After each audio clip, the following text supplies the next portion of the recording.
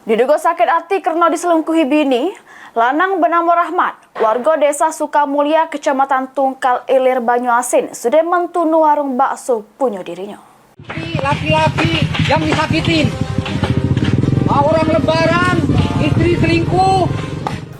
Rahmat bin Misdi, lanang asal desa Sukamulya, Kecamatan Tungkal Ilir, Kabupaten Banyuasin, dengan sengaja mentunu warung bakso punya dirinya.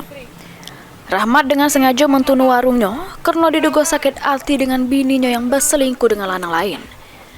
Tahu hal tersebut, pihak kepolisian dari Polsek Tungkal Ilir langsung datangi lokasi untuk ngaman ke situasi serta melakukan penyelidikan lebih lanjut terhadap Rahmat. Ibtu Febriansa, Kapolsek Tungkal Ilir ngungkapke, meskipun Rahmat bertanggung jawab atas pentunuan warung dirinya tersebut, pihak kepolisian tidak melakukan penahanan. Hal ini dikarenakan warung yang ditunu merupakan punya dirinya dewe, sehingga tidak kate pihak lain yang dirugikan. Pembakaran tersebut, saat ini Polsek Tungkal Ilir belum menerima adanya laporan polisi, hanya berdasarkan laporan informasi.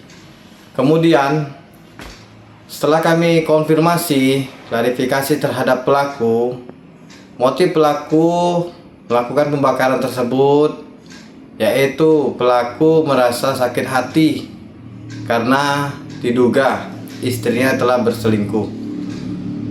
Kemudian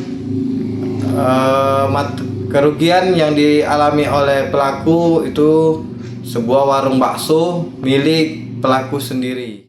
Ridho Ilahi, PAL TV.